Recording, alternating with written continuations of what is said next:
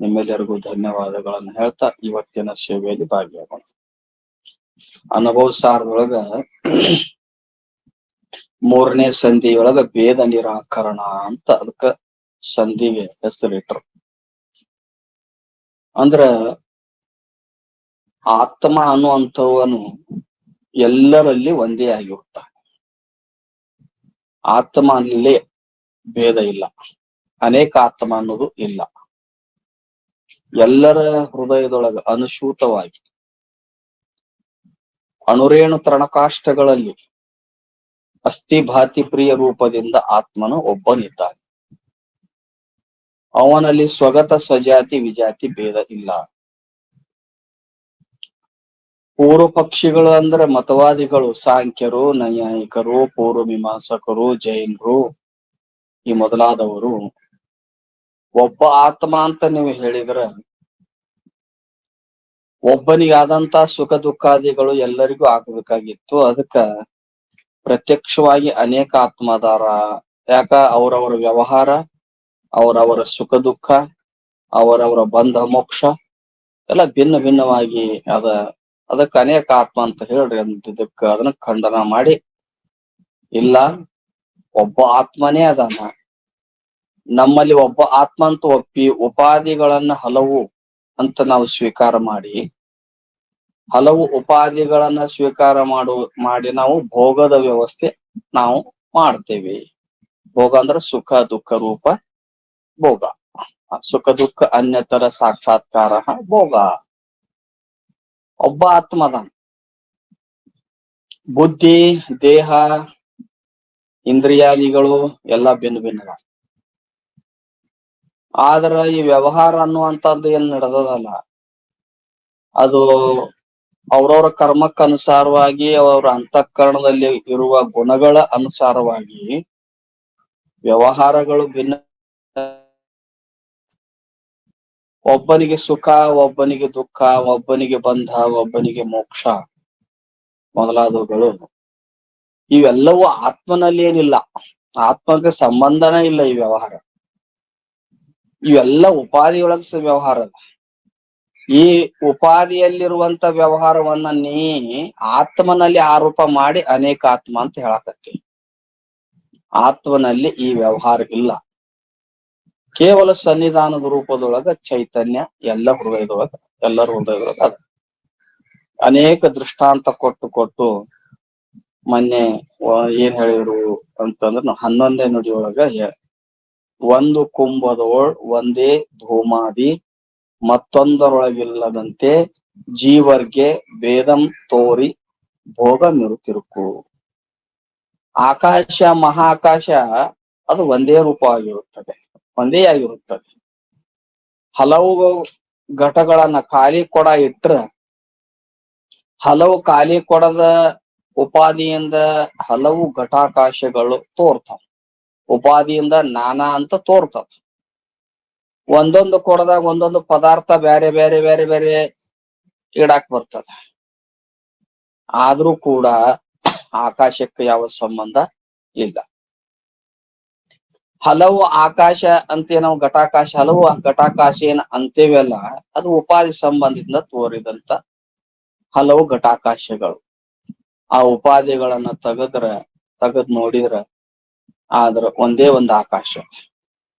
ಹಂಗ ಎಲ್ಲ ಈ ದೇಹ ಅನ್ನುವಂತ ಈ ಒಂದು ಘಟಗಳಲ್ಲಿ ಅವು ಭಿನ್ನ ಭಿನ್ನ ವ್ಯವಹಾರ ನಡೀತದ. ಖರೆ ಈ ಎಲ್ಲ ದೇಹಗಳಿಗೆ ಸಾಕ್ಷಿಯಾದಂತ ಆತ್ಮ ಒಬ್ಬನೇ ಅದ. ದೇಹಿ ನಿತ್ಯಂ ಅವಧ್ಯೋಯಂ ದೇಹೇ ಸರ್ವಸ್ಯ ಭಾರತ. ಆತ್ಮನಿಗೆ ದೇಹಿ ಅಂದಾರ, ಅಲ್ಲಿ ಏಕವಚನ ಬಳಸ್ಯಾರ. ದೇಹೇ ಸರ್ವಸ್ಯ ದೇಹೇ ಅಂದ್ರೆ ಬಹುವಚನ ಬಳಸ್ಯಾರ. ಅಂದ್ರೆ ದೇಹಾದಿಗಳು ಏನದಾವ? ಬಹಳ ಅದಾವ.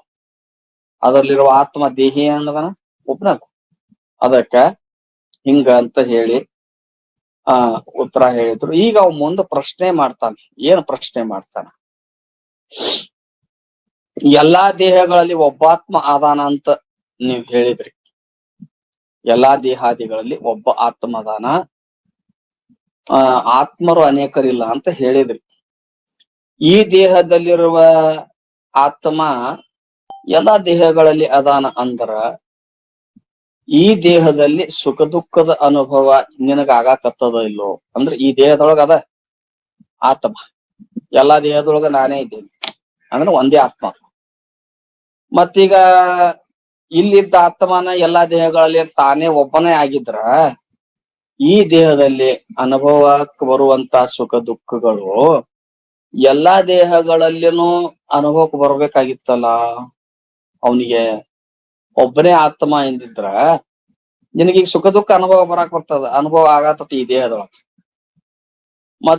ಮತ್ ಎಲ್ಲಾ ದೇಹಗಳಲ್ಲಿನೂ ನೀನ ಅದಿ ಅಂದ್ರ ಸುಖ ದುಃಖದ ಮತ್ತೊಬ್ಬರ ಶರೀರ ಸುಖ ದುಃಖ ನಿನಗ್ ಗೊತ್ತಾಗ್ಬೇಕಾಗಿತ್ತಲ್ಲ. ಮತ್ ಒಬ್ಬ ಆತ್ಮ ಅಂತ ಹೆಂಗ್ ಹೇಳ್ತೀರಿ? ಇಲ್ಲಿ ಶರೀರದ ಸುಖ ದುಃಖಗಳು ನಿನಗ ಅನುಭವಕ್ಕೆ ಬಂದಂತೆ ಮತ್ತೊಂದು ಶರೀರದಲ್ಲಿ ನೀನೇ ಇದ್ರ ಅದ ಅವ್ರ ಆ ಶರೀರ ಸುಖ ದುಃಖ ನಿನಗ ಅನುಭವಕ್ಕೆ ಬರುದಿಲ್ಲ ಅಂದ್ರ ಅಲ್ಲಿ ಒಬ್ಬ ಆತ್ಮ ಬ್ಯಾರೆ ಅದಾನಂತ ಹೇಳ್ರಿ. ಒಬ್ಬನ ಆತ್ಮ ಅಂತ ಯಾಕೆ ಹೇಳಕತ್ತೀರಿ ನೀವು ಅಂತ ಪ್ರಶ್ನೆ ಮಾಡ್ತಾರ. ಹಂಗ ಒಂದ್ ವೇಳೆ ಒಬ್ಬ ಎಲ್ಲಾ ದೇಹಗಳಲ್ಲಿರುವಂತ ದೇಹಗಳಿಗೆ ಆಗುವಂತ ದೇಹಾದಿಗಳಿಗೆ ಆಗುವಂತ ಸುಖ ದುಃಖ ನಿನಗ ಅನುಭವಕ್ಕೆ ಬರ್ತಿದ್ರ ನಿನಗೆ ಈ ಶರೀರದ ಸುಖ ದುಃಖ ಹೆಂಗ ಅನುಭವಕ್ಕೆ ಬರಕತ್ತಲ್ಲ, ಎಲ್ಲಾ ದೇಹಾದಿಗಳಲ್ಲಿ ಆಗುವ ಸುಖ ದುಃಖ ನಿನಗ ಗೊತ್ತಾಕಿತ್ತಂದ್ರ ಒಬ್ಬನ ಆತ್ಮ ಅದಾನಂತ ನಾ ಒಪ್ತಿದ್ದೆ ಅಂತ ನಾವು ಪೂರ್ವ ಪಕ್ಷಿ ಒಪ್ತಿದ್ವಿ. ಹಂಗ ಆಗೋದಿಲ್ಲ. ಆದ್ದರಿಂದ ಅನೇಕ ಆತ್ಮರನ ಅದಾರ ಅಂತ ನೀವ್ ಹೇಳ್ರಲ್ಲ ಅಂತ ಪ್ರಶ್ನೆ ಮಾಡಿದ್ರ ಹಂಗಾರ ಅದಕ್ಕೇನಂತಾರ ಇದೆಲ್ಲ ಅನುಭವ, ಪ್ರತ್ಯಕ್ಷವಾಗಿ ಅನುಭವ ಅದ. ಒಬ್ಬೊಬ್ಬರು ಸುಖ ದುಃಖ ಅವ್ರಿಗೆ ಗೊತ್ತಾಗ್ತದ, ಮತ್ತೊಬ್ಬರಿಗೆ ಗೊತ್ತಾಗುದಿಲ್ಲ ಅಂತ ಅನುಭವ ಅದ. ಅದಕ್ ಹಲವು ಆತ್ಮ ಅಂತ ಒಪ್ಪ್ರಿ ಅಂತ ಒಂದ್ ವೇಳೆ ಅಂದ್ರ ಅಲ್ಲಿ ದೃಷ್ಟಾಂತ ಕೊಟ್ಟು ಹೇಳ್ತಾರ, ಒಳ್ಳೆ ದೃಷ್ಟಾಂತ ಕೊಡ್ತಾರ. ಆತ್ಮ ಎಲ್ಲದರಲ್ಲಿ ಒಬ್ಬನೇ ಆಗಿದ್ರು ಕೂಡ, ಎಲ್ಲ ಶರೀರಾದಿಗಳಲ್ಲಿ ಒಬ್ಬನೇ ಇದ್ರು ಕೂಡ ಆ ಎಲ್ಲಾ ಶರೀರದ ಸುಖ ದುಃಖದ ಅನುಭವ ಏನು ಅದು ಸುಖ ದುಃಖದ ಅನುಭವ ಈ ಶರೀರದಲ್ಲಿ ಆದಂತೆ ಎಲ್ಲಾ ಶರೀರದ ಸುಖ ದುಃಖದ ಅನುಭವ ಇವನ್ಗೆ ಆಗಬೇಕಂತ ನೇಮಿಲ್ಲ. ಯಾಕ?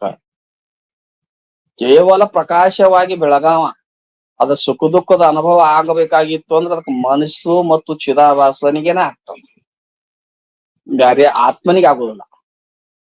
ಅದಕ್ಕ ಒಬ್ಬ ಆತ್ಮನೇ ಎಲ್ಲಾ ಕಡೆ ಇದ್ರೂ ಕೂಡ ಈ ಶರೀರದ ಸುಖ ದುಃಖ ಅನುಭವ ಆದಂಗ ಮತ್ತೊಂದು ಶರೀರದ ಸುಖ ದುಃಖ ಅನುಭವ ಆಗುದಿಲ್ಲ ಅಂತ ನಾವು ಹೇಳೋ ಸಲುವಾಗಿ ನಿಮಗೊಂದು ಏನಾದ್ರು ದೃಷ್ಟಾಂತ ಕೊಡುತ್ತೇವೆ. ಅದನ್ನ ಹೇಳ್ತಾರೆ. ತನುವಿಗೆ ಓರ್ವ ಆತ್ಮನೆಂದೆನಿಸಿರ್ದು ಕರಣಗಳ ಅನುಭವಂ ಬೇರೆ ಬೇರೊಂದಕ್ಕೊಂದಿಲ್ಲದ ಅನುವಿಂದೆ ಭೇದವಹ ಭೋಗ. ಈಗ ಈ ಶರೀರದಾಗ ಒಂದ್ ದೃಷ್ಟಾಂತ ಹೇಳ್ತಾರ. ನಿನಗ ಇಂದ್ರಿಯಗಳು ಎಷ್ಟದಾವ? 10 ಇಂದ್ರಿಯಗಳು. 5 ಕರ್ಮೇಂದ್ರಿಯ, 5 ಜ್ಞಾನೇಂದ್ರಿಯ. ಕರ್ಮೇಂದ್ರಿಯಗಳ 5 ಅದಾವ, ಜ್ಞಾನೇಂದ್ರಿಯಗಳ 5 ಅದಾವ, 10 ಇಂದ್ರಿಯಗಳದಾವ. 10 ಇಂದ್ರಿಯಗಳ ನಡುವೆ ಒಬ್ಬನೇ ಅದಾನೋ, ಒಂದೊಂದು ಇಂದ್ರಿಯಕ್ಕೆ ಒಬ್ಬೊಬ್ಬ ಬ್ಯಾರೆ ಆತ್ಮ ಅದಾನೋ? ಹೌದ್ರಿ, ಒಬ್ನ ಹೌದಿಲ್ಲ? 10 ಇಂದ್ರಿಯಗಳಲ್ಲಿ ಎಲ್ಲಾ ಈ ಶರೀರದೊಳಗ 10 ಇಂದ್ರಿಯಗಳದಾವ, ಎಲ್ಲಾ ವ್ಯವಹಾರ ನಡೆದದ. 10 ಇಂದ್ರಿಯಗಳ ನಡುವೆ ಒಬ್ಬನಾದ. ಅಥವಾ ಇಲ್ಲ ಅಂದ್ರ ಒಂದೊಂದು ಇಂದ್ರಿಯ ಒಬ್ಬೊಬ್ಬ ಆತ್ಮ ಅಂತ ಒಪ್ಪಿದ್ರ ಏನ್ ದೋಷ ಬರ್ತದ? ಏನ್ ದೋಷ ಬರ್ತದಂದ್ರ, ನೋಡಪ್ಪ ನೀ ಅಂತಿ ನಿನ್ನ ಅನುಭವದ ನಾ ಏನ್ ಕಣ್ಣಿಲೆ ನೋಡಿನಲ್ಲ ಅದನ್ನೇ ಕಿವಿಯಿಂದ ಕೇಳಿದೆ ಅಂತ. ಕಣ್ಣಿಂದ ನೋಡಿದ್ದನ್ನ ಕಿವಿಯಿಂದ ಕೇಳಿದೆ. ಕಣ್ಣಿಂದ ಏನ್ ನೋಡ್ಯ ನೀವ? ಅಕಸ್ಮಾತ್ ಆಗಿ ಒಂದ್ ಏನಾರು ಗಂಟಿನೋ ಅಥವಾ ಏನಾರು ನಗಾರಿನೋ ಏನಾರ ನೋಡ್ಯಾನ, ಅದು ಬಾರಿಸಿದ್ರಪ್ಪ, ಧ್ವನಿ ಬರ್ತದಲ್ಲ, ಅದು ಧ್ವನಿ ಬರ್ತದಲ್ಲ ಕಿವಿ ಕೇಳ್ತದ. ಹೌದಿಲ್ಲ? ಕಣ್ಣಿಂದ ನೋಡಿದ್ದನ್ನೇ ಕಿವಿಯಿಂದ ಕೇಳಿದೆ ಅಂತ. ಇನ್ನ ಕಣ್ಣಿಂದ ನೋಡಿದ್ದನ್ನೇ ಕೈಯಿಂದ ಮುಟ್ಟಿದೆ ಅಂತ. ಕಣ್ಣಿಂದ ಏನ್ ನೋಡೇನಿ ಅದನ್ನ ಕೈಯಿಂದ ಮುಟ್ಟಿದೆ ಅಂತ. ಒಂದ್ ವೇಳೆ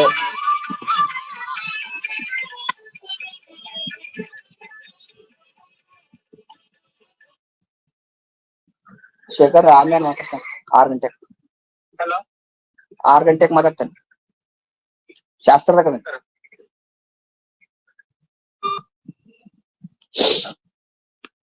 ಒಂದೊಂದು ಇಂದ್ರಿಯಕ್ಕೆ ಒಬ್ಬೊಬ್ಬ ಆತ್ಮ ಇದ್ದಿದ್ರ ಇಲ್ಲಿ ಪ್ರತ್ಯಭಿಜ್ಞಾ ಜ್ಞಾನ ಅಂತಾರ. ಪ್ರತ್ಯಭಿಜ್ಞಾ ಜ್ಞಾನ ಅಂದ್ರೆ ಏನು?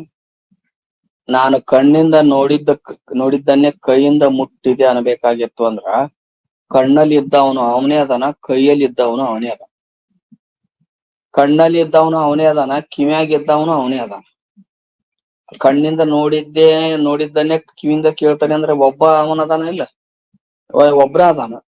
ಅಂತ ಹಲವು ಒಂದೊಂದು ಇಂದ್ರಿಯ ಒಬ್ಬೊಬ್ಬ ಆತ್ಮ ಅಂದಿದ್ರ ಕಣ್ಣಿನಿಂದ ನೋಡ್ದವನ ಬ್ಯಾರೆ, ಕಿವಿಯಿಂದ ಕೇಳ್ದವನ ಬ್ಯಾರೆ ಅಂತ ಅನ್ಸಿದ್ರ ನಾ ಕಣ್ಣಿಂದ ನೋಡಿದ್ದನ್ನ ಕಿವಿಯಿಂದನೇ ಕೇಳಿದೆ ಅಂತ ಅಂತಿದ್ದಿಲ್ಲವ ಅನುಭವದಲ್ಲಿ. ಮತ್ತೆ ಕಣ್ಣಾಗಿದ್ದವನೇ ಕಿವಿಯಾಗ ಅದಾನ. ಪ್ರತ್ಯಭಿಜ್ಞಾ ಜ್ಞಾನ ಅಂತಾರ ಇದಕ್ಕ. ಏನ್ರಿ? ಪ್ರತ್ಯಭಿಜ್ಞಾ ಜ್ಞಾನ ಅಂತ. ಈ ಪ್ರತ್ಯಭಿಜ್ಞಾ ಜ್ಞಾನ ಅಕ್ಕಿದ್ದಿಲ್ಲ. ಏನಂತ? ಹಲವು ಒಂದೊಂದು ಇಂದ್ರಿಯಗಳಿಗೆ ಒಂದೊಂದು ಆತ್ಮ ಅಂತ ಒಪ್ಪಿ ಈ ಶರೀರದೊಳಗ ಹಲವು ಆತ್ಮ ಅಂತ ಒಪ್ಪಿದ್ರ, ಇಂದ್ರಿಯಕ್ಕೆ ಒಂದೊಂದು ಆತ್ಮ ಅಂತ ಒಪ್ಪಿದ್ರ ನಾ ಕಣ್ಲೆ ನೋಡಿದ್ದನ್ನ ಕಿವಿಯಿಂದ ಕೇಳಿದೆ, ಕಣ್ಲೆ ನೋಡಿದ್ದನ್ನೇ ಏನಪ್ಪಾ ಅಂದ್ರೆ ಕೈಯಿಂದ ಮುಟ್ಟಿದೆ, ಅಥವಾ ಕಣ್ಣಿಂದ ನೋಡಿದ ಜಾಗಕ್ಕ ಕಾಲಿನಿಂದ ನಾ ಹೋದೆ ಅಂತ ಹಿಂಗ ಅನುಭವ ಐತಲ್ಲ. ಹಲವು ಆತ್ಮ ಇದ್ದಿದ್ರ ಅವಂಗ ಇರ್ತಿತ್ತು, ಇವಂಗ ಇರ್ತಿತ್ತು ಜ್ಞಾನ. ಅಷ್ಟ ಆತ್ಮಗಳು ಒಪ್ಪಿದ್ರ ಕಣ್ಯಾಗಿದ್ದವನ ಆತ್ಮನ ಜ್ಞಾನನ ಬೇರೆ, ಕಿವಿಯಾಗಿರುವಂತ ಆತ್ಮನ ಜ್ಞಾನನ ಬೇರೆ. ನಾ ಕಣ್ಣಿಂದ ನೋಡಿದ್ದನ್ನ ಕಿವಿಯಿಂದ ಕೇಳಾಕತ್ತೇನೆ ಅಂತ ಅಂತಿದ್ದಿಲ್ಲ. ಯಾಕ? ವ್ಯವಹಾರ ಭಿನ್ನ ಇದ್ದು. ಹೌದಿಲ್ಲ? ವ್ಯವಹಾರ ಭಿನ್ನ ಅದ. ಅಂದ್ರ ಆತ್ಮನ ಭಿನ್ನ ಆತು, ಆ ಕಣ್ಣಿನ ವ್ಯವಹಾರನ ಭಿನ್ನ ಆತು. ಆ ಕಣ್ಣಿನ ವ್ಯವಹಾರ ಈ ಕಣ್ಣಾಗಿದ್ದ ಆತ್ಮನಿಗೆ ಅಷ್ಟ ಗೊತ್ತಾತು, ಕಿವಿಯಾಗಿದ್ದಂಗ ಗೊತ್ತಾಗ್ಲಿಲ್ಲ. ಅಂದ್ಮೇಲೆ ಬೇರೆ ಬೇರೆ ಬೇರೆ ಅವಂದು ಇವಂಗ್ ಗೊತ್ತಾಗ್ತಿದ್ದಿಲ್ಲ. ಅದ ಕಣ್ಣಿಂದ ನೋಡಿದ್ದನ್ನು ಕಿವಿಯಿಂದ ಕೇಳಿದ್ದನ್ನ ನಾನು ಏನಪ್ಪಾ ಅಂತ ಕೈಯಿಂದ ಮುಟ್ಟಿದ ಹಿಂಗ ಅನ್ಬೇಕಾಗಿತ್ತಲ್ಲ. ಪ್ರತ್ಯಭಿಜ್ಞಾ ಜ್ಞಾನ ಆಗ್ಬೇಕಾಗಿತ್ತು ಅಂದ್ರ ಈ ಇಡೀ ಶರೀರದಾಗ ಏನಂದ್ರ ಒಬ್ಬನ ಆತ್ಮ. ಇಂದ್ರಿಯಗಳು ಎಷ್ಟದಾವ? 10 ಅದಾವ. ಒಂದ್ ವೇಳೆ ಒಂದೊಂದು ಇಂದ್ರಿಯಗಳಿಗೆ ಒಂದೊಂದು ಆತ್ಮ ಅಂತ ಒಪ್ಪಿದ್ರ ಈ ಶರೀರದ ವ್ಯವಹಾರ ನಡೀತಿದೆ. ಯಾಕಂದ್ರ 10 ಇಂದ್ರಿಯಗಳು ಹಾಕಿದ್ದು 10 ಆತ್ಮರು ಹಾಕಿದ್ರು. ಹೌದಿಲ್ಲ? ಒಂದೊಂದು ಶರೀರ ಒಂದೊಂದು ಆತ್ಮ ಅಂತ ಒಪ್ಪಿದ್ರ 10 ಇಂದ್ರಿಯಗಳು 10 ಆತ್ಮ. 10 ಆತ್ಮದ ನಡುವೆ ಒಂದು ಶರೀರ ಇದ್ದಿದ್ರೆ ಒಂದ್ ಬಾಳೆ ಗಿಡಕ್ಕೆ 10 ಆನಿ ಕಟ್ಟದಂಗ ಹಾಕಿತ್ತು.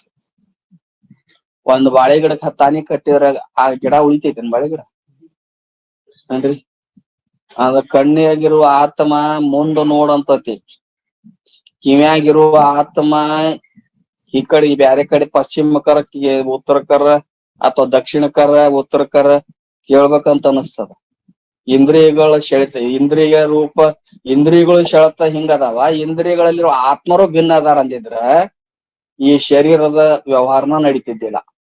ಹಂಗಾರ ಏನ್ ಅನ್ಬೇಕಂತ ನಾವು ಈಗ ಒಬ್ಬನೇ ಆತ್ಮ ಅದಾನ ಅಂತ ತಿಳ್ಕೊಬೇಕು. ಹೌದಲ್ಲ? 10 ಇಂದ್ರಿಯಗಳಲ್ಲಿ ಒಬ್ಬನೇ ಆತ್ಮ ಅದಾನ. 10 ಇಂದ್ರಿಯಗಳಲ್ಲಿ ಒಬ್ಬನೇ ಆತ್ಮ ಇದ್ರೂ ಕೂಡ ಆದರ ಇಂದ್ರಿಯಗಳಲ್ಲಿರುವ ವ್ಯವಹಾರವು ಭಿನ್ನ ಭಿನ್ನ ಅದ. ಇಂದ್ರಿಯಗಳಲ್ಲಿ ನಡೆಯುವ ವ್ಯವಹಾರವು ಭಿನ್ನ ಭಿನ್ನ ಅದ. ಒಬ್ಬ ಆತ್ಮ ಮಾತ್ರ ಒಬ್ಬನ ಅದಾನ. ಆದ್ರೆ ಇಂದ್ರಿಯಗಳಲ್ಲಿ ನಡೆಯುವಂತ ವ್ಯವಹಾರ ಒಂದೇ ಐತೇನು? ಈಗ ಶಬ್ದ ಜ್ಞಾನ ಎದಕ್ ಆಗ್ತತಿ? ಈ ಕಿವಿಗೆ ಆಗ್ತದ. ಹೌದಲ್ಲ? ರೂಪದ ಜ್ಞಾನ ಎದಕ್ ಆಗ್ತತಿ? ಕಣ್ಣಿಗೆ. ಹೌದಿಲ್ಲ? ರಸಜ್ಞಾನ ಎದಕ್ ಆಗ್ತತಿ? ನ್ಯಾಲಿಗೆ. ಈಗ ರಸಜ್ಞಾನ ಆಗುವಂತ ನ್ಯಾಲಿಗೆ ಆಗುವಂತ ರಸಜ್ಞಾನ ಏನು ಮೂಗಿನಿಂದ ಬರ್ತದನ ಏನ್ರ ಅನುಭವ ಮಾಡಕ್ ಬರ್ತೇನೆ? ನ್ಯಾಲಿಗೆ ಮ್ಯಾಲ ಸುಡು ಚಾ ಹಾಕಿದ್ರ ಸುಡ್ತೈತಿ, ಸಿಹಿ ಐತಿ ಅಂತ ಗೊತ್ತಾಗತಿ. ಅದನ್ನ ಅಡ್ಡ ಕಡಿ ಮೂಗ್ನೆ ಹಾಕಿದ್ರ ರುಚಿ ನೋಡುವಂತ ಆಗತಿ ಇಲ್ಲ. ಆತ್ಮ ಒಬ್ನದಾನಿಲ್ಲ. ಇಂದ್ರಿಯಗಳ ವ್ಯವಹಾರ ಒಂದ ನಡ್ದತೇನ? ಇಂದ್ರಿಯಗಳ ವ್ಯವಹಾರ ಭಿನ್ನ ಭಿನ್ನ ನಡೆದವ. ಹೌದಲ್ಲ? ರೂಪದ ಕಿವಿಗಿದ್ದ ಶಬ್ದ ಜ್ಞಾನ ರೂಪ ಕಣ್ಣಿಗೆ ಬರಂಗಿಲ್ಲ. ಕಣ್ಣಿಗಿದು ರೂಪಜ್ಞಾನ ನಾಲ್ಗಿಗ್ ಬರಂಗಿಲ್ಲ. ನಾಲ್ಗಿಗಿರುವಂತ ರಸಜ್ಞಾನ ಗಂಧ ಮೂಗಿಗ್ ಬರಂಗಿಲ್ಲ. ಅಂದ್ರ ಇಂದ್ರಿಯಗಳ ವ್ಯವಹಾರ ಭಿನ್ನ ಭಿನ್ನ ನಡೆದಾವ. ಆತ್ಮ ಏನು ಭಿನ್ನ ಅದಾನ, ಒಬ್ಬನೇ ಅದಾನ. ಹಂಗ ವ್ಯವಹಾರ ಭಿನ್ನ ಭಿನ್ನ ನಡೆದಿಲ್ಲ. ಹಂಗ ಎಲ್ಲಾ ಕಡೆಗೇನು ಆತ್ಮ ಎಲ್ಲಾ ಶರೀರಗಳಲ್ಲಿ ಒಬ್ಬನ ಅದಾನ. ಆದ್ರೆ ಒಬ್ಬೊಬ್ಬರ ಶರೀರದಲ್ಲಿ ಉಂಟಾಗುವ ಸುಖ ದುಃಖಗಳು ಭಿನ್ನ ಭಿನ್ನ ಅದಾವ, ಭಿನ್ನ ಭಿನ್ನ ಅದಾವ. ಅಂದ್ರ ಇಲ್ಲಿ ಆದಂತ ಅನುಭವ ಅಲ್ಲಿನೂ ಆಗ್ಬೇಕಾಗಿತ್ತು ಅಂತ ನೇಮ್ ಇಲ್ಲ. ನೀವ್ ಒಬ್ಬನ ಇದ್ದಿದ್ರ ಎಲ್ಲಾ ಶರೀರಗಳಲ್ಲಿ, ಈ ಶರೀರಗಳಲ್ಲಿ ಸುಖ ದುಃಖದ ಅನುಭವ ನಿನಗೆ ಹೆಂಗ ಆಗಾಕತ್ತೈತಿ, ಎಲ್ಲಾ ಶರೀರದಲ್ಲಿ ನೀನ ಇದ್ದಿದ್ರ ಅಲ್ಲಿ ಆ ಶರೀರದ ಸುಖ ದುಃಖ ಅನುಭವ ನಿನಗ ಆಗ್ಬೇಕಾಗಿತ್ತಲ್ಲ ಅಂತ ಪ್ರಶ್ನೆ ಮಾಡಿದ್ದ. ಹಂಗಾರ ಹಂಗಿದ್ರ ಹಂಗ ಆಗೋದಿಲ್ಲ ಅಂದ್ಮೇಲೆ ಹಲವು ಆತ್ಮ ಅಂದಿದ್ದ. ಅದಕ್ಕೆ ಇವ್ರು ದೃಷ್ಟಾಂತ ಕೊಟ್ರು. ಈ ಶರೀರದಲ್ಲಿ ಒಬ್ಬ ಆತ್ಮ ಅದಾನಿಲ್ಲೋ, ಅದಾನ. ಇಂದ್ರಿಯಗಳು ಎಷ್ಟು ಭಿನ್ನ ಭಿನ್ನ ಅದಾವಿಲ್ಲೋ, ಅದಾವ. ಹಂಗಾರ ಒಂದ್ ಇಂದ್ರಿಯದ ವ್ಯವಹಾರ ಮತ್ತೊಂದು ಇಂದ್ರಿಯಕ್ಕೆ ಐತೇನೋ, ಇಲ್ಲ. ಒಂದ್ ಇಂದ್ರಿಯದ ಜ್ಞಾನ ಮತ್ತೊಂದು ಇಂದ್ರಿಯಕ್ಕೆ ಗೊತ್ತಾಕತ್ತೇನು, ಇಲ್ಲ. ಅಂದ್ರ ಒಬ್ಬ ಆತ್ಮ ಇದ್ರುನು ಇಂದ್ರಿಯಗಳು ಭಿನ್ನ ಭಿನ್ನ ಅದಾವ, ಅವುಗಳ ವ್ಯವಹಾರನ ಭಿನ್ನ ಅದ. ಹಂಗ ಆ ಹಲವು ಶರೀರಾದಿಗಳಲ್ಲಿ ಒಬ್ಬ ಆತ್ಮ ಅದಾನ. ಆದ್ರ ಒಂದ ಶರೀರಕ್ಕೆ ಆಗುವಂತ ಅಥವಾ ಅಂತಃಕರಣಕ್ಕೆ ಆಗುವಂತ ಸುಖ ದುಃಖ ಮತ್ತೊಂದು ಶರೀರದಲ್ಲಿ ಇಲ್ಲ. ಮತ್ತೊಂದು ಶರೀರದಲ್ಲಿ ಇರುವಂತ ಆತ್ಮನಿಗೆ ಅದು ಅನುಭವಕ್ಕೆ ಬರ್ಬೇಕಂತ ನೇಮಿಲ್ಲ. ಗೊತ್ತಿಲ್ಲನ ಆತ್ಮ ಅದಾನ. ಆತ್ಮ ಸಾಕ್ಷಿ ರೂಪದಿಂದ ಎಲ್ಲಾ ಕಡೆಗೆ ಅದೇ ಅದಾನ. ನಿರ್ವಿಕಲ್ಪ ಜ್ಞಾನ ಸ್ವರೂಪವಾಗಿ ಎಲ್ಲಾ ಕಡೆಗೂ ಸಾಕ್ಷಿ ರೂಪದಿಂದ ಅದಾನ. ಸಾಕ್ಷಿ ರೂಪದಿಂದ ಎಲ್ಲ ಅದಾನ. ಆದ್ರ ಸುಖ ದುಃಖಾದಿಗಳ ಅನುಭವ ಆಗಬೇಕಾಗಿತ್ತಂದ್ರ ಬರೀ ಚೇತನ ಸಾಕ್ಷಿ ರೂಪ ನಿರ್ವಿಕಲ್ಪ ಜ್ಞಾನದಿಂದ ಅದು ಅನುಭವಕ್ಕೆ ಬರಂಗಿಲ್ಲ. ಅದಕ್ಕ ಮನಸ್ಸು ಬೇಕು. ಅದಕ್ಕ ಮನಸ್ಸು ಉಪಾಧಿ ಬೇಕು. ಮನಸ್ಸು ಅಂತಃಕರಣ ಉಪಾಧಿ ಬೇಕು. ಅಂತಃಕರಣ ಉಪಾಧಿ ಆದಾಗ ಈ ಶರೀರದ ಉಪಾಧಿನೂ ಬೇಕು. ಸುಖ ದುಃಖ ಆಗಬೇಕಾಗಿತ್ತು, ಸುಖ ದುಃಖದ ಅನುಭವ ಆಗ್ಬೇಕಾಗಿತ್ತು ಅಂದ್ರ ಈ ಶರೀರದ ಉಪಾಧಿನೂ ಬೇಕು, ಅದ್ರ ಜೊತೆ ಮನಸ್ಸು ಬೇಕು. ಆ ಮನಸ್ಸು ಶರೀರ ಅದ್ರ ಜೊತೆ ಚಿದಾಭಾಸ ಇವೆಲ್ಲಾ ವ್ಯವಹಾರ ಆದಾಗ ಈ ಕೂಡು ವ್ಯವಹಾರ ಮಾಡುವಾಗ ಆ ಚಿದಾಭಾಸನಿಗೆ ಈ ಸುಖ ದುಃಖದ ಅನುಭವ ಆಗ್ತದ. ಸುಖ ಆಗಾಕತ್ತತಿ, ದುಃಖ ಆಗಾಕತ್ತತಿ ಅನ್ನೋದು ಗೊತ್ತಾಕತಿ. ಆದ್ರ ಆತ್ಮ ಎಲ್ಲಾ ಸಾಕ್ಷಿ ರೂಪದಿಂದ ಅರಿತಾನ, ನಿರ್ವಿಕಲ್ಪ ಜ್ಞಾನದಿಂದ ಉಪಾಧಿ ರಹಿತವಾಗಿ ಅರಿತಾನ. ಆದ್ರ ಸುಖ ದುಃಖದ ಅನುಭವ ಅವನಿಗೆ ಆಗುದಿಲ್ಲ. ಯಾಕಂದ್ರ ಆಗುದಿಲ್ಲ ಅಂದ್ರ ಅವ ಹಸನಾಗ್ಯಾನ, ಬರೀ ಬೆಳಗಾವ ಅಷ್ಟದ. ಅವ ಚಿದ್ರೂಪವಾಗಿ ಬೆಳಗಾವ ಅಷ್ಟದ. ಮತ್ತ ಹಲವು ಶರೀರಗಳಲ್ಲಿ ನಾನೇ ಇದ್ರು ನನ್ನ ಶರೀರದ ಸುಖ ದುಃಖ ಅನುಭವ ಆದಂಗ ಮತ್ತೊಂದು ಶರೀರಕ್ಕೆ ನಂಗೆ ಯಾಕೆ ಆಗುದಿಲ್ಲ ಅಂದ್ರ ನೀನು ಮನಸ್ಸಲ್ಲ, ನೀನು ಚಿದಾಭಾಸ ಅಲ್ಲ. ಸುಖ ದುಃಖದ ಅನುಭವ ಶರೀರ ಮನಸ್ಸು ಚಿದಾಭಾಸ ಇವುಗಳಿಗೆ ಆಗ್ತತಿ ವಿನಃ ನಿರ್ವಿಕಲ್ಪ ಸ್ವರೂಪ ಜ್ಞಾನ ಉಳ್ಳಂತ ಜ್ಞಾನದ ಸ್ವರೂಪನಾಗಿರುವಂತ ಸಾಕ್ಷಿಗೆ ಅನುಭವ ಬರುದಿಲ್ಲ. ಬೆಳಕತ್ತಷ್ಟ. ಸುಖ ಆಯ್ತು ನನಗ, ದುಃಖ ಐತಿ, ಸುಖ ಆಗಾಕತ್ತೈತಿ, ಸುಖ ಆಗತೈತಿ ನಂಗ ದುಃಖ ಆಗಾಕತ್ತೈತಿ ಎಲ್ಲ ಈ ವ್ಯವಹಾರ ಎಲ್ಲ ಇವು ಆತ್ಮನಲ್ಲಿ ಇಲ್ಲ. ಕೇವಲ ಚಿದಾಭಾಸ, ಮನಸ್ಸು, ದೇಹ ಅವೆಲ್ಲ ಭಿನ್ನ ಭಿನ್ನ ಅದಾವ. ವ್ಯವಹಾರ ಅಲ್ಲಿ ಬೇರೆ ಬೇರೆ ನಡೀತದ ಅಂತ ಈ ರೀತಿಯಾಗಿ ಅದನ್ನ ಹೇಳಿದ. ಇನ್ನು ಮುಂದೆ ಏನ್ ಹೇಳ್ತಾರ, ಅವ್ ಪ್ರಶ್ನೆ ಮಾಡ್ತಾನ ಮತ್, ಅಲ್ರಿ ಎಲ್ಲಾ ಶರೀರಗಳಲ್ಲಿ ಒಬ್ಬ ಆತ್ಮ ಅದಾನ ಅಂತಂದ್ರ, ಎಲ್ಲಾ ಶರೀರಗಳಲ್ಲಿ ಒಬ್ಬ ಆತ್ಮ ಅದಂದ್ರ ಅವ ಎಲ್ಲರಲ್ಲಿ ಪರಸ್ಪರವಾಗಿ ಪ್ರೇಮ ರೂಪದಿಂದ ಇರಬೇಕಾಗಿತ್ತು. ಈಗ ಶರೀರದಲ್ಲಿ ಒಂದು ಶರೀರದೊಳಗ ಆತ್ಮ ಒಬ್ಬನ ಅದಾನಿಲ್ಲೋ, ಹಿಂದ್ ಹೇಳಿದ್ವೇನು, ಈ ಶರೀರದೊಳಗ ಆತ್ಮ ಒಬ್ಬನ ಅದ. ಇಂದ್ರಿಯಗಳ ಭಿನ್ನ ಭಿನ್ನ ಅದಾವ. 10 ಇಂದ್ರಿಯಗಳು ಬೇರೆ ಅದಾವ. 10 ಇಂದ್ರಿಯಗಳಲ್ಲಿ ಒಬ್ಬ ಆತ್ಮ ಅದಾನ. ಅದಕ್ಕನ ಇಂದ್ರಿಯಗಳು ಅಲ್ಲಿ ಒಬ್ಬ ಆತ್ಮ ಅದಾನ. ಇಂದ್ರಿಯಗಳು ಭಿನ್ನ ಭಿನ್ನ ಇದ್ರು ಕೂಡ ಈ ಶರೀರದಲ್ಲಿ 10 ಇಂದ್ರಿಯಗಳ ನಡುವೆ ರಾಗದ್ವೇಷ ಇಲ್ಲ. ಐತೇನು? ಒಬ್ಬನ ಆತ್ಮ ಅದಾನ ಈ ಶರೀರದೊಳಗ. 10 ಇಂದ್ರಿಯಗಳದಾವ, ಅವುಗಳ ವ್ಯವಹಾರನು ಭಿನ್ನ ಅದ. ಕಣ್ಣ ಕಿವಿ ಅಲ್ಲ, ಕಿವಿ ಮೂಗಲ್ಲ, ಮೂಗ ನಾಲಿಗೆ ಅಲ್ಲ, ನಾಲಿಗೆ ಚರ್ಮ ಅಲ್ಲ, ಕೈ ಕಾಲಲ್ಲ, ಕಾಲ ಕೈ ಅಲ್ಲ, ಎಲ್ಲ ಭಿನ್ನ ಭಿನ್ನ ಅದಾವ. ಹೌದಲ್ಲ? ಇಂದ್ರಿಯಗಳು ಭಿನ್ನ ಭಿನ್ನ ಅದಾವ. ಆತ್ಮ ಮಾತ್ರ ಒಬ್ಬನೇ ಅದಾನ. ಆತ್ಮ ಒಬ್ಬನೇ ಇರುವುದರಿಂದ ಇಂದ್ರಿಯಗಳು ಭಿನ್ನ ಭಿನ್ನವಾಗಿದ್ರು ನಮ್ಮ ಈ ಶರೀರದೊಳಗೆ ಯಾವ ಇಂದ್ರಿಯಗಳು ಪರಸ್ಪರ ಒಬ್ಬರು ದ್ವೇಷ ಮಾಡೋದಿಲ್ಲ. ಇಂದ್ರಿಯಗಳು ದ್ವೇಷ ಮಾಡ್ತಾವ. ಕಣ್ಣಿಗೆ ಒಂದ್ ವೇಳೆ ಕೈ ದ್ವೇಷ ಮಾಡಿದ್ರ, ನಿನ್ನ ಶರೀರದೊಳಗಿರುವಂತ ಕಣ್ಣಿಗೆ ನಿನ್ನ ಶರೀರದಲ್ಲಿರುವಂತ ಕೈ ದ್ವೇಷ ಮಾಡಿದ್ರ ನಿನ್ನ ಕಣ್ಣಾಗ ನೀನ ಬಟ್ಟು ಚುಚ್ಕೊಂತಿದ್ದಿ. ಹೌದಿಲ್ಲ?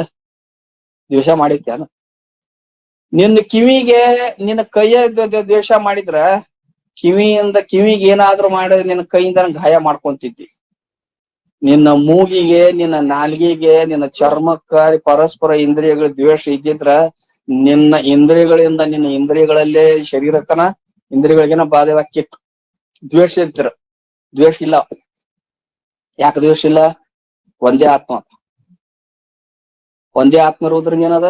ಈ ಶರೀರದಲ್ಲಿ ಎಲ್ಲಾ ಇಂದ್ರಿಯಗಳಿಗೆ ಎಲ್ಲದನ ಒಬ್ಬನಾದಾನಿಲ್ಲ, ಅದಕ್ಕೆ ದ್ವೇಷ ಇಲ್ಲ. ಹಂಗ ಎಲ್ಲಾ ಶರೀರಗಳ ನೀವ್ ಒಬ್ಬನ ಇದ್ದಿದ್ರ, ಒಬ್ಬ ಆತ್ಮ ಇದ್ದಿದ್ರ ಎಲ್ಲರಲ್ಲಿ ನೀ ಪ್ರೇಮನ ಮಾಡ್ಬೇಕಾಗಿತ್ತು. ದ್ವೇಷ ಯಾಕೆ ಮಾಡ್ತಿ? ಒಮ್ಮೆ ದ್ವೇಷನು ಬರ್ತದಲ್ಲ. ಹೌದಲ್ಲ? ಒಬ್ಬರ ಮೇಲೆ ರಾಗ ಆಗ್ತದ, ಒಬ್ಬರ ಮೇಲೆ ದ್ವೇಷ ಆಗ್ತದ. ಮತ್ ಒಬ್ಬ ಆತ್ಮ ಇದ್ದಿದ್ರೆ ಪರಸ್ಪರದಲ್ಲಿ ದ್ವೇಷ ಮಾಡ್ಬಾರ್ದಾಗಿತ್ತಲ್ಲ, ಪ್ರೇಮನ ಮಾಡ್ಬೇಕಾಗಿತ್ತು ಎಲ್ಲರ ಮೇಲೆ. ಅದು ರಾಗ ದ್ವೇಷಗಳು ಅಂತಃಕರಣ ಧರ್ಮದ ಆತ್ಮಂದಲ್ಲ, ಅಂತಃಕರಣ ಧರ್ಮ. ಯಾರು ಪುಣ್ಯವಂತರದಾರ, ಯಾರು ಸತ್ಕರ್ಮದ ಪ್ರವೃತ್ತಿ ಆಗ್ತಾರ ಅವ್ರ ಮೇಲೆ ರಾಗ ಆಗ್ಬೋದು. ಯಾರು ಪಾಪಿಗಳು ಇರ್ತಾರ ದ್ವೇಷ ಆಗ್ಬೋದು. ಹೌದಲ್ಲ? ಇವೆಲ್ಲ ಅಂತಃಕರಣ ಧರ್ಮ ಅದಾವ. ಆತ್ಮ ಅವನು ಎಲ್ಲಾ ಕಡೆ ಒಬ್ಬನದಾನ. ಆದರೆ ರಾಗದ್ವೇಷಾದಿಗಳು ಅಂತಃಕರಣ ಧರ್ಮ ಅದಾವ. ಅದಕ್ಕೆ ಅಂತಃಕರಣ ಧರ್ಮ ಇರುವುದರಿಂದ ಅಲ್ಲಿ ಪರಸ್ಪರದಲ್ಲಿ ಒಮ್ಮೆ ರಾಗನ ಆಗ್ಬಹುದು, ಒಮ್ಮೆ ದ್ವೇಷನೂ ಆಗಬಹುದು. ಏನ್ರಿ? ಇವೆಲ್ಲ ಆಗ್ತಾವ. ರಾಗದ್ವೇಷಾದಿ ಒಬ್ಬ ಆತ್ಮ ಇದ್ರುನು ಅಂತಃಕರಣ ಧರ್ಮ ಆಗ್ತಾವ. ಅದಕ್ಕೆ ಮುಂದೆ ದೃಷ್ಟಾಂತ ಕೊಟ್ಟು ಹೇಳ್ತಾರ. ಏನಂತ? ಒಂದು ಸಾಗರದ ತೆರೆ ಒಂದನು ಒಂದು ಅತಿ ಬಾದಿ ಪಂದದಿಂ ದ್ವೇಷ ಮೊದಲಾದ ಧರ್ಮಗಳಿಂದೇ ಜೀವರ್ಕಳ್ ಇರಲ್ ಒಂದೇ. ಪರಸ್ಪರ ದ್ವೇಷಾದಿಗಳಿಂದ ಕೂಡಿಕೊಂಡರೂ ಜೀವಾತ್ಮರುಗಳು, ಹಲವು ಜೀವಾತ್ಮರುಗಳು ಪರಸ್ಪರ ದ್ವೇಷಾದಿಗಳಿಂದ ಕೂಡಿಕೊಂಡರು, ಆದ್ರ ಆತ್ಮ ಮಾತ್ರ ಎಲ್ಲದರಲ್ಲಿ ವ್ಯಾಪಕವಾಗಿ ಒಂದೇ ಇದೆ. ದೃಷ್ಟಾಂತ ಕೊಡ್ತಾರ. ಸಮುದ್ರದ ನೀರದ. ಹೌದಿಲ್ಲ? ಸಮುದ್ರದಲ್ಲಿ ನೀರ್ ಇರ್ತದ, ಗಾಳಿ ಹೊಡೆತದಿಂದ ತೆರೆಗಳು ಬರ್ತಾವ, ತೆರೆ ಹೇಳ್ತಾವ ಸಮುದ್ರದ. ಅದು ಹಿಂದಿನ ತೆರೆ ಮುಂದಿನ ತೆರೆಯನ್ನು ಬಂದು ಹೊಡಿತದಿಲ್ಲ? ಮುಂದಿನ ತೆರೆಯನ್ನ ಹೊಡಿತದ. ಅದು ಮುಂದಿನ ಮುಂದಿನ ತೆರೆಗೆ ಅದು ಹೊಡಿತದ. ಹೊಡೆದ ದಂಡಿಗೆ ಅಪ್ಪಳಿಸ್ತದ. ಅಥವಾ ಹಿಂದಿನ ತೆರೆಯ ಮುಂದಿನ ತೆರೆಯ ಮೇಲೆ ಹೆಗನ್ ಮೇಲೆ ಕೈ ಹಾಕದಂತೆ ಅದ್ರ ಮೇಲೆ ಹತ್ತಿ ಪ್ರೇಮ ಮಾಡ್ದಂಗನು ಅನಿಸ್ತದಲ್ಲ? ಮತ್ತ ನೀರು ಒಂದೈತಿ, ಸಮುದ್ರ ನೀರು ಅಖಂಡವಾಗಿ. ಹಿಂದಿನ ತೆರೆ ಮುಂದಿನ ತೆರೆಯನ್ನು ಬಂದು ಯಾಕೆ ಹೊಡಿತದು? ಅಲ್ಲಿ ದ್ವೇಷ ಮಾಡೈತೇನ ಅನ್ಬಹುದಲ್ಲ, ಹಂಗ ಅನಿಸ್ತದಲ್ಲ? ದ್ವೇಷ ಹಿಂದಿನ ತೆರೆ ಮುಂದಿನ ತೆರೆಯನ್ನು ಬಂದು ಹೊಡಿತದ. ಹಂಗಾರ ಅಲ್ಲಿ ಪ್ರಕೃತಿಯೊಳಗನ ಒಂದೇ ಏನಪ್ಪಾ ಅಂತಂದ್ರ ತೆರನಾದ ಅಖಂಡ ನೀರು ಇದ್ರೂ ಕೂಡ ತೆರೆಗಳಲ್ಲಿ ಹಿಂದಿನ ತೆರೆ ಮುಂದಿನ ತೆರೆಯನ್ನು ಬಂದು ಹೊಡಿತದ. ಅಂದ್ರ ಹಂಗ ಆತ್ಮ ಅದರಂತೆ ಅಖಂಡ ಒಂದು ಸಮುದ್ರ ನೀರು ಒಂದೇ ಇದ್ರೂ ಕೂಡ ಹಂಗ ತೆರೆಗಳು ಒಂದನ್ನು ಬಾಧಿಸುವಂತೆ, ಅದು ಒಂದಕ್ಕೊಂದು ದ್ವೇಷ ಮಾಡ್ತಾವನ ಅಂತ ಕಂಡು ಬಂದಂತೆ ಹೆಂಗ ಅನಿಸ್ತದಲ್ಲ, ಹಂಗ ಒಬ್ಬ ಆತ್ಮ ಇದ್ರು ಒಬ್ಬರಲ್ಲಿ ದ್ವೇಷ ಉಂಟಾಗಬಹುದು, ಒಬ್ಬರಲ್ಲಿ ಪ್ರೇಮ ಉಂಟಾಗಬಹುದು. ಜೀವನ್ ಮುಕ್ತನಿಗೂ ಕೂಡ ರಾಗದ್ವೇಷಗಳು ಇರ್ತಾವ, ಇಲ್ಲ ನಾಕ್ ಹೋಗ್ಬ್ಯಾಡ್ರಿ, ಇರ್ತಾವ. ಜೀವನ್ ಮುಕ್ತ ಅಂತಂದ್ರ ಜ್ಞಾನಿ ಅಂತಂದ್ರ ಕಲ್ಲು ನೆಂದ್ಕೊಂಡ್ರವಲ್ಲ. ಸಿದ್ಧಾರೂಢರು ಅಂತ ಮಹಾತ್ಮರು ಅವ್ರ ಅವತಾರ ಆಗೋದು ಬಹಳ ಕಷ್ಟ ಅಂತವ್ರು. ಅವರು ಯಾವುದಕ್ಕೂ ದುಷ್ಟ ವ್ಯವಹಾರಗಳಿಗೆ ಹಿಂಗ್ಯಾಕ್ ಮಾಡ್ತಿ ಅಂತ ಪ್ರತಿಕ್ರಿಯೆ ಮಾಡ್ಲಿಲ್ಲ. ಅವ್ರು ಏನೇ ಬಂದ್ರು ಸಹಸ್ಕೊಂಡ್ರು. ಅವ್ರಿಗೆ ಉಪರತಿ ಸ್ಥಿತಿ ಇತ್ತು, ಜ್ಞಾನದ ಜೊತೆ ತಡ್ಕೊಂಡ್ರು. ಅದನ್ನ ನೀವು ನಾವುಲದಿಂದ ನಾಗಲಿಂಗ ಜಾರಿ ಮಾಡಕ್ ಹೋದ್ರ, ಶಿಶುನಾಳ ಶರೀಫ್ ಜಾರಿ ಮಾಡಕ್ ಹೋದ್ರ ಶಾಪ ಕೊಟ್ಬಿಟ್ಟಿದ್ರು. ಶಾಪ ಕೊಡ್ಬೇಕಾಗಿತ್ತಂದ್ರ ನಿನ್ ಮೇಲೆ ಕೊರೋದ ಆದಾಗ ಶಾಪ ಕೊಡ್ಬೇಕಲ್ಲ, ಹೌದಿಲ್ಲ? ನೋಡ್ರಿ, ಮಹಾತ್ಮರಿಗೆ ಸಿಟ್ಟು ಬಂದತಿ ಅನ್ನೋಕ್ಕಿಂತ ಅವ್ರಿಗೆ ಸಿಟ್ಟು ಬರ್ಸಾಕ್ ನೀವೇ ಕಾರಣ ಆಗಿರ್ತೀರಿ. ನಿಮ್ಮ ವ್ಯವಹಾರ ಚೆನ್ನಾಗಿತ್ತು ಅಂದ್ರೆ ಅವ್ರ ನಿನ್ನಲ್ಲಿ ಪ್ರೇಮ ಮೂಡ್ತದ. ನಿನ್ನಲ್ಲಿ ವ್ಯವಹಾರ ಸರಿ ಇರ್ಲಿಲ್ಲ, ಹೊಲ್ದಾಗ ಅವ್ರು ಸಿಟ್ಟು ಮಾಡ್ಯಾರಂದ್ರ ನನ್ನ ಅಂತಃಕರಣ ಶುದ್ಧ ಆಗಾಕತ್ತೈತಿ, ಆಗೋ ಸಲುವಾಗಿ ಮಾಡ್ಯಾರಂತ ನೀ ತಿಳ್ಕೊಬೇಕು. ಹೊಲದಾಗ ಬಾಳ ಕಸ ಬಿದ್ದಿತ್ತು, ಆರಿಸಿ ಗುಂಪಿ ಹಾಕಿ ಸುಡ್ತಾರಂದ್ರ ಎದ್ರ ಸಲುವಾಗಿ ಸುಟ್ರು, ಸಲುವಾಗಿ ಆರಿಸಿದ್ರು? ಸುಟ್ಟಾರಲ್ಲ, ಹೊಲ್ದಾನ್ ಕಸ ಆರಿಸಿ ಸ್ವಚ್ಛ ಮಾಡಕ್ ಸುಟ್ರದನ್. ಹಂಗ ನಿನ್ನ ಮ್ಯಾಲ ದ್ವೇಷ ಕ್ರೋಧ ಮೂಡೈತಿ ಅಂದ್ರೆ ನಿನ್ನಲ್ಲಿ ತಪ್ಪಿರ್ಬೇಕ್ ಏನಾದ್ರು. ಅದಕ್ ಹಂಗ ಮಹಾತ್ಮರಲ್ಲಿ ಎಣಸಾಕ್ ಹೋಗ್ಬಾರ್ದು. ಅದಕ್ಕ ರಾಗ ದ್ವೇಷ ಭಯಾದೀನ ಅನುರೂಪಂ ಚರನ್ನಪಿ ಯೋ ಅಂತರೋ ವ್ಯೋಮವತ್ ಅತಿ ಅತ್ಸಹ ಸ ಜೀವನ್ ಮುಕ್ತ ಉಚ್ಯತೆ. ಇದ್ರಾಗ ಜೀವನ್ ಮುಕ್ತಿ ವಿವೇಕದಾಗ ಒಂದ್ ಮಾತು ಜೀವನ್ ಮುಕ್ತರ ಲಕ್ಷಣ ಹೇಳ್ತಾ, ರಾಗ ದ್ವೇಷ ಭಯಾದೀನಾಂ ಅನುರೂಪಂ ಚರನ್ನಪಿ. ಒಬ್ಬರ ಮೇಲೆ ಜೀವನ್ ಮುಕ್ತರಿಗೂ ರಾಗ ದ್ವೇಷಾದಿಗಳು ಉತ್ಪತ್ತಿ ಆಗ್ತಾವ ಅಂತ. ರಾಗ ದ್ವೇಷ ಭಯಾದೀನಾಂ, ಪುಣ್ಯ ಮನುಷ್ಯ ಇದ್ದ, ನಯ ವಿನಯಾದಿಗಳಿಂದ ಕೂಡ್ಕೊಂಡಿದ್ದ, ಸತ್ಕರ್ಮದಲ್ಲಿ ಪ್ರವೃತ್ತಿ ಹಾಕಿದ್ದ, ಸೇವಾದಿಗಳನ್ನು ಮಾಡ್ತಿದ್ದ, ಅವನ ಮೇಲೆ ಸಹಜವಾಗಿ ಮಹಾತ್ಮ ಪ್ರೇಮ ಆಗ್ತದೆ. ಒಬ್ಬವ ಪಾಪಿ ಇದ್ದ ಅಥವಾ ಜನರಿಗೆ ಮೋಸ ಮಾಡ್ತಿದ್ದ ಅಂದ್ರ ಅವನ ಮೇಲೆ ದ್ವೇಷ ಆಗ್ತದೆ, ದ್ವೇಷ ಬರ್ತದೆ. ರಾಗ ದ್ವೇಷಗಳು ಅವರಲ್ಲೇ ಉತ್ಪತ್ತಿ ಆಗ್ತವೆ. ಅವರ ರಾಗದ್ವೇಷಗಳು ಅವನ ಈ ಒಂದು ಜನಸಾಮಾನ್ಯರ ನಡಾವಳಿಕೆಯಿಂದ ಅವರಲ್ಲಿ ರಾಗದ್ವೇಷಗಳು ಉತ್ಪತ್ತಿ ಆಗ್ಲಿಕ್ಕೆ ಕಾರಣ. ಮತ್ತ ಅವರಲ್ಲಿನೂ ಭಯಾದೀನಾಮ ಅಂದ್ರು. ಸ್ವಲ್ಪ ಭಯನೂ ಅನ್ನುವಂಥದ್ರಿ ಏನ್ರಿ? ಹೆಂಗ ಭಯ ಅಂತೀರಿ ನೀವು? ಭಯ ಆತ್ಮ ಸ್ವರೂಪ ಆಗ್ಯದಾನ, ಭಯಾನ ಇಲ್ಲ ಅವಂಗ ಅಂತ ಅನ್ನಕ್ ಬರ್ತೈತಿ ನೀವು? ಅಂದ್ರ ಇಲ್ಲ, ಆತ್ಮ ಸ್ವರೂಪವಾಗಿ ಅದಾನ. ಅವ 5, 6, 7 ಭೂಮಿಕೆಗೆ ಹೋಗಿಲ್ಲ, 4ನೇ ಭೂಮಿಕೆ ಆಗತ್ತ, ಸತ್ವಾಪತ್ತಿ ಭೂಮಿಕೆ ಅಂತಾರ. ಅದು ಜೀವನ್ ಮುಕ್ತರ ಭೂಮಿಕೆ, ಮುಕ್ತ ಅತ್ತ. 4ನೇ ಭೂಮಿಕೆ ಒಳಗಿಂತ ಜ್ಞಾನ ಆಗ್ಯದ. ಬಾಧಿತಾನುವೃತ್ತಿಯಿಂದ ಶರೀರದ ಮೇಲೆ ಸ್ವಲ್ಪ ಪ್ರೀತಿ ಅಂತ. ಪ್ರೀತಿ ಅಂದ್ರೆ ಏನ?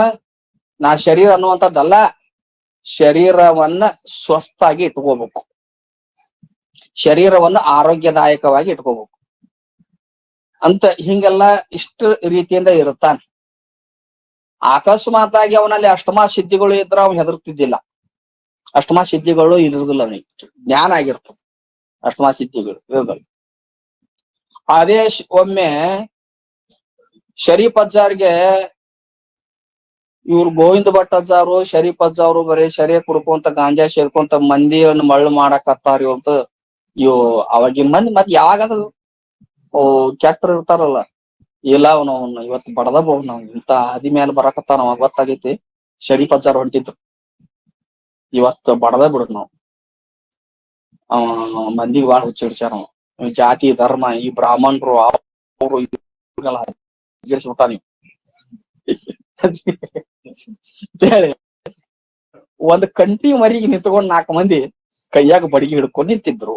ಶರೀಫ್ ಅಜ್ಜಾರು ಒಂದ್ ಕಾಲ್ದಾರಿ ಹಿಡ್ಕೊಂಡು ಅಲ್ಲೇ ಹಾದು ಹೋಗ್ಬೇಕಾಗಿತ್ತು. ಮುಂದ ದಾಟೋತಿಗೆ ತೆಲಿಗೆ ಹೊಡೆದ ಬಿಡು ನಾ ಕಡ್ತಾ ಅಂತ ಕಲಾಸ ಹಾಕ ನಾವು. ಶರೀಫ್ ಅಜ್ಜಾರ್ ಹಾದು ಹೋಗೋತಿಗೆ ಗೊತ್ತಿತ್ತು ಅವ್ರ ತ್ರಿಕಾಲ ಜ್ಞಾನಿಗಳು. ಹಾದು ಹೊಕ್ಕಾರಿ ಅನ್ನೋತಿ ಕೈ ಮ್ಯಾಲ ಎತ್ತಿದ್ರು ಕೈಯ ಕೆಳಗ್ ಬರ್ಲಿಲ್ಲ ಅವ್ ಏನ್ರಿ. ಅಷ್ಟಮಾ ಸಿದ್ಧಿ ಇದ್ರ ಅಲ್ಲಿಂದಲ್ಲೇ ಬಗೆಹರಿಸಿ ಬಿಡ್ತಿತ್ತು. 4ನೇ ಭೂಮಿಕೆ ಒಳಗಿರ್ತಾರ ಇವರು ಮಹಾತ್ಮರು, ಸಾಮಾನ್ಯ ಜ್ಞಾನಿಗಳು. ನಿನ್ನ 4ನೇ ಭೂಮಿಕೆ ಒಳಗದೀನಿ, ಜ್ಞಾನ ಆಗ್ಯದ, ಶಾಸ್ತ್ರ ಚಿಂತನೆ ಮಾಡ್ತೀನಿ, ನಿನ್ ರೂಮ್ನೇ ಒಂದ್ ನಾಗರಾವ್ ಬಂದ್ರ ಏನ್ ಮಾಡ್ತಿ? ನಾಗರಾವ್ ಬಂತಪ್ಪ, ಒಂದು ನಿನ್ ಜ್ಞಾನ ಆಗ್ಯದ, ಶಾಸ್ತ್ರ ಚಿಂತನೆ ಮಾಡ್ತಿ, ನಾಗರಾವ್ ಬಂತಪ್ಪ, ಭಯ ಉಂಟಾಗ್ತದೋ, ಕಡಿಬಾ ಅಂತೇಳಿ ಕರಿತೀಯ. ಸಹಜ ಅಂತಃಕರಣ ಧರ್ಮ ಅದ, ಅದ ಅಂತಃಕರಣ ಧರ್ಮ ಅದ, ಸಹಜ ಅದ. ಹಿಂಗ 4ನೇ ಭೂಮಿಕೆ ಇದ್ದ ಹಂಗ ಭಯಾನು ಒಮ್ಮೆ ತೋರ್ತಾವ, ರಾಗದ್ವೇಷಾದಿಗಳು ತೋರ್ತಾವ. ಹಿಂಗ್ ತೋರಿದ್ರ ಇವ್ ಅಜ್ಞಾನಿ ಅದಾನ ಬಿಡ ಮನುಷ್ಯ ಅಂತ ಅವ್ರು ಒಳಗ ಸ್ವಚ್ಛ ಜ್ಞಾನ ಆಗಿತ್ತು ಅಂತಂದ್ರೆ ಹಿಂಗ ತೋರ್ತಾವಂದ್ರ ಅಂತಃಕರಣ ಧರ್ಮ ಹಿಂಗಿದ್ರು ಕೂಡ ರಾಗದ್ವೇಷಾದಿಗಳು ತೋರಿದ್ರು ಕೂಡ ಅವ ಅವ್ರ ಜೀವನ್ ಮುಕ್ತಿರ್ತಾವ ಅಂತ ವಿದ್ಯಾರಣ್ಯ ಅಪ್ಪುಗಳು ಹೇಳ್ತಾರ. ಅದಕ್ಕ ಇಲ್ಲಿ ಒಬ್ಬ ಆತ್ಮ ಇದ್ದಾನಂತ ಜ್ಞಾನ ಆದ್ರು, ಆತ್ಮ ಒಬ್ಬನೇ ಇದ್ರು, ಎಲ್ಲಾ ಶರೀರಗಳಲ್ಲಿ ಆತ್ಮ ಒಬ್ಬನ ಅದಾನ, ಒಬ್ಬನೇ ಅದಾನೆ ಅಂತ ಜ್ಞಾನ ಆಗ್ಯದ. ಆದರೂ ಕೂಡ ಒಬ್ಬರಿಗೊಬ್ಬರು ಪ್ರೇಮಾನ ಮಾಡ್ಬೇಕಾಗಿತ್ತು, ದ್ವೇಷಾದಿಗಳು ಮೂಡಬಾರ್ದಾಗಿತ್ತು ಅಂತೇನ್ ಪ್ರಶ್ನೆ ಮಾಡಿದ್ದೆಲ್ಲ. ಅದಕ್ಕೆ ಸಾಗರದ ದೃಷ್ಟಾಂತ ಕೊಟ್ಟ ನೋಡಪ್ಪ, ಸಹಜ ಸಾಗರದ ತೆರೆಗಳು ಒಂದಕ್ಕೊಂದು ಮುಂದಿನ ಹೆಂಗ ಬಂದ್ ಹೊಡಿತದ ಏನ್ರಿ, ಹಂಗ ಒಬ್ಬರ ಮ್ಯಾಲ ಒಮ್ಮೊಮ್ಮೆ ರಾಗ ಆಗ್ತದ, ಒಮ್ಮೆ ದ್ವೇಷ ಆಗ್ತದ, ಒಮ್ಮೆ ಸಿಟ್ಟು ಬರ್ತದ, ಒಮ್ಮೆ ಸಮಾಧಾನ ಇರ್ತದ, ಒಮ್ಮೆ ಆಗ್ತಿರ್ತದ. ಅದಕ್ಕ ಆತ್ಮ ಮಾತ್ರ ಅನೇಕ ಇಲ್ಲ. ಇಷ್ಟೆಲ್ಲ ವ್ಯವಹಾರ ಮಾಡಿದ್ರು ಕೂಡ ಆತ್ಮ ಮಾತ್ರ ಅನೇಕ ಇಲ್ಲ, ಆತ್ಮ ಒಬ್ಬನೇ. ಶರೀರ ವ್ಯವಹಾರಗಳೆಲ್ಲ ಮಿಥ್ಯ ಅದ. ಇವು ವ್ಯವಹಾರಗಳ ಅಂತಃಕರಣಕ್ಕೋ ಶರೀರಕ್ಕೋ ಇಂದ್ರಿಯಗಳು ಸಂಬಂಧಪಟ್ಟಿದ್ದದ, ಭಿನ್ನದ. ಆತ್ಮನಿಗೆ ಈ ವ್ಯವಹಾರಗಳ ಸಂಬಂಧ ಇಲ್ಲ. ಅದಕ್ಕ ಅವ ಒಬ್ಬನೇ ಅದಾನಂತ ಈ ರೀತಿ ಹೇಳಿ. ಇನ್ನ ಈಗ ಒಂದು ವೇಳೆ ಅನೇಕ ಈ ಇವು ಜೀವಿಗಳಿಗೆ ಭೋಗದ ವ್ಯವಸ್ಥೆ ಮಾಡೋ ಸಲುವಾಗಿ, ಭೋಗದ ವ್ಯವಸ್ಥೆ ಸುಖ ದುಃಖ ಅಂದ್ರೆ ಸುಖ ದುಃಖ ಇವ್ರ ವ್ಯವಸ್ಥೆ ಮಾಡೋ ಸಲುವಾಗಿ ನಾವು ಏನ್ ಹೇಳಿದ್ವಿ, ಒಬ್ಬ ಆತ್ಮ ಅದ, ಉಪಾಧಿಗಳು ಅನೇಕ ಅದಾವ. ನಾವು ಒಬ್ಬ ಆತ್ಮ ಅಂತ ಒಪ್ತೇವೆ,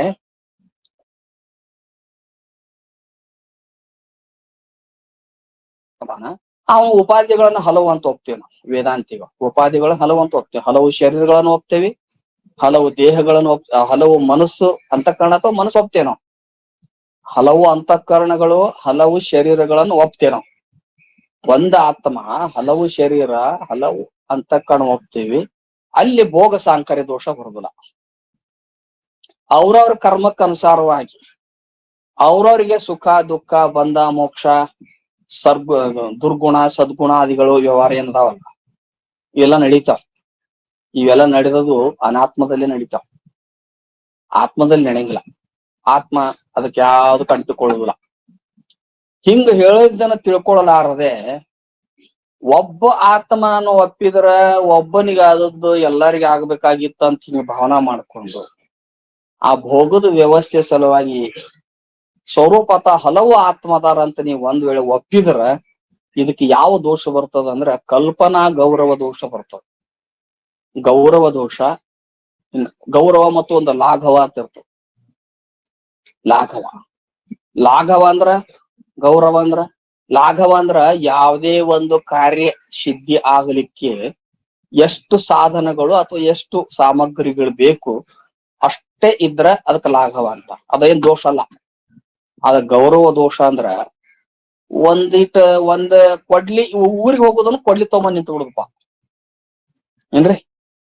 ಊರಿಗೆ ಹೋಗುದನ್ನ ಕೊಡ್ಲಿ ತಗೊಂಡ್ ನಿಂತು ಬಂದ್ ಉಗುರ್ಲೆ ಕತ್ತರಿಸಿ ರಾಗಿ ಹೋಗಿತ್ತು ಕೊಡ್ಲಿ ತಗೊಂಬಂದ್ ನಿಂತಾನ.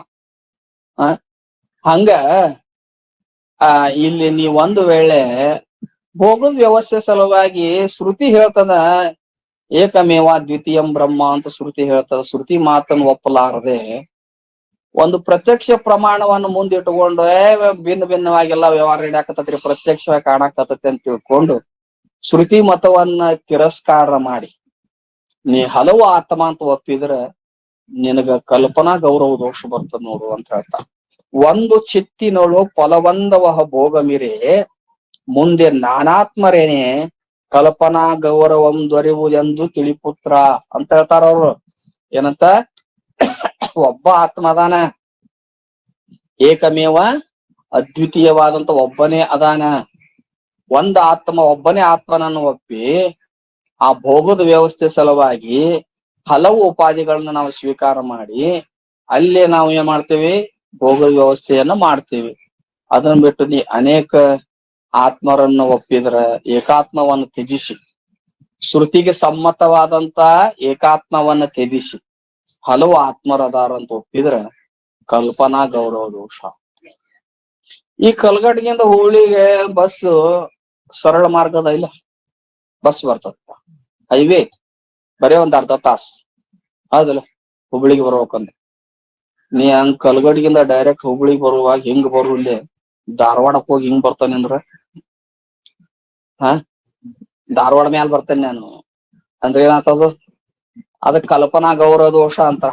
ಅದಕ್ ಒಂದ್ ಕಾರ್ಯ ಆಗ್ಲಿಕ್ಕೆ ಹಲವು ಸುಮನ ಅನುಪಯುಕ್ತ ಸಾಮಗ್ರಿಗಳನ್ನು ಬಳಸು, ಇದಕ್ಕೆ ಕಲ್ಪನಾ ಗೌರವ ದೋಷ ಅಂತ. ಅದಕ್ಕೆ ಈ ದೋಷ ಬರ್ತದ ನೋಡೋ ಅಂತ ಈ ರೀತಿ ಹೇಳಿದ್ರು. ಇನ್ನು ಮುಂದೆ ಏನ್ ಹೇಳ್ತಾರ, ಪ್ರತ್ಯಕ್ಷ ಪ್ರಮಾಣದಿಂದ ಅನೇಕ ಆತ್ಮ ಅಂತ ಕಂಡು ಬಂದ್ರುನು ಶ್ರುತಿ ಪ್ರಮಾಣದಿಂದ ಅದು ಒಂದೇ ಒಂದು ಆತ್ಮ ಅಂತ ಹೇಳ್ತದ ಮೇಲೆ ಪ್ರತ್ಯಕ್ಷಾದಿ ಪ್ರಮಾಣಗಳು ಶ್ರುತಿ ವಿರುದ್ಧವಾಗಿದ್ದು ಅಂದ್ರ ಆ ಪ್ರಮಾಣಗಳನ್ನ ಒಪ್ಪಬಾರದು. ಶ್ರುತಿಯನ್ನೇ ಸ್ಮರಿಸಿ ಪೇಳ್ದತಿಶಯದ ಋಷಿ ವಾಕ್ಯ ಸ್ಮೃತಿ ಎನಿಸಿ ಲೋಕದೊಳು ಸೇವೆ ಎನಿಸಲ್ ಶ್ರುತಿಯೇ ಪ್ರಮಾಣವು ಅಖಿಲಕ್ಕೆ. ಶ್ರುತಿ ಪ್ರಮಾಣನ ಬಹಳ ಮುಖ್ಯ ಅದಲ್ಲ, ಹೌದಲ್ಲ? ಹಂಗಾರ ಶ್ರುತಿ ಪ್ರಮಾಣ ಬಹಳ ಮುಖ್ಯ ಅದ. ನೀನು ಪ್ರತ್ಯಕ್ಷ ಪ್ರಮಾಣ ನೋಡಿ ಹಲವು ಹೊಗೆ ವ್ಯವಹಾರ ಅದಾವ ಅಂತ ತಿಳ್ಕೊಂಡು ನೀವ್ ಒಂದ್ ವೇಳೆ ಅಂದ್ರ ಅದೆಲ್ಲದು ಭ್ರಮೆ, ಅದು ಮಿಥ್ಯ ಅಂತ ಅದನ್ನ ಹೇಳ್ತಾರ. ಚಿತ್ತಿನೋಳ್ ಅನೇಕ ವಿಧ ಸತ್ಯವಲ್ಲ, ಔಪಾದಿ ಮೊತ್ತದ ಆರೈಕೆಗಳನ್ನು ಉಳಿದೊಡೆ ಅದು ಕಾಣಿಸುತ್ತ ಮಿಹುದಾಗಿ ನಭದಂತೆ. ಚಿತ್ತಿನಳು ಚಿತ್ತಿನಳು ಏಕಮೇವ ದ್ವಿತೀಯ ಬ್ರಹ್ಮ, ಸ್ವಗತಾದಿ ಭೇದವಿಲ್ಲದ ಶುದ್ಧ ಒಂದೇ ಚೈತನ್ಯ. ಈ ಚಿತ್ತಿನಳು ಅಂದ್ರೆ ಈ ಶುದ್ಧ ಆತ್ಮದಲ್ಲಿ, ಒಂದೇ ಒಬ್ಬನೇ ಆದಂತ ಆತ್ಮನಲ್ಲಿ ಅನೇಕ ಅಂತ ಏನ್ರಿ, ಅನೇಕ ಅಂತ ನೀವು ಆತ್ಮ ಅಂತ ಹೇಳುವುದನು ಸತ್ಯ ಅಲ್ಲ, ಬ್ರಹ್ಮ ಆಗಿದೆ. ಮತ್ತು ಉಪಾಧಿ ಮೂಲಕವಾಗಿ ಅನೇಕವಾಗಿ ತೋರಿದ್ರು ಕೂಡ ಅದು ಔಪಾಧಿಕ ಭೇದ ಕಂಡು ಬಂದ್ರು ಕೂಡ ಔಪಾಧಿಕ ಭೇದ ಯಾವಾಗಲೂ ಸತ್ಯವಾಗಿರುವುದಿಲ್ಲ. ಮಹಾಕಾಶ ಒಂದ ಅದ, ಹಲವು ಘಟಗಳನ್ನು ಇಟ್ಟೇವಿ, ಹಲವು ಘಟಗಳ ಹವನಾಗಿ ಹಲವು ಘಟಾಕಾಶ ತೋರ್ತಾವ. ಒಂದು ಘಟದ ಆಕಾಶ ಮತ್ತೊಂದು ಘಟದ ಆಕಾಶದಲ್ಲಿ ಭಿನ್ನ ಐತೇನ ಅಂತ ಅನಿಸ್ತದ. ಆದರೆ ಔಪಾಧಿಕ ಭೇದವು ಯಾವಾಗಲೂ ಮಿಥ್ಯ ಇರುತ್ತದೆ, ಸತ್ಯವಾಗಿರುವುದಿಲ್ಲ. ಅದಕ್ಕ ನಾನಾ ಆತ್ಮ ಅಂತ ಒಪ್ಪುದರಾಗಲಿ ಅಥವಾ ಉಪಾಧಿಯಿಂದ ಅನೇಕವಾಗಿ ತೋರಿದ್ರು ಅದು ಸತ್ಯ ಅಂತ ನಂಬುದಾಗ್ಲಿ ಇದು ಸರಿಯಲ್ಲ.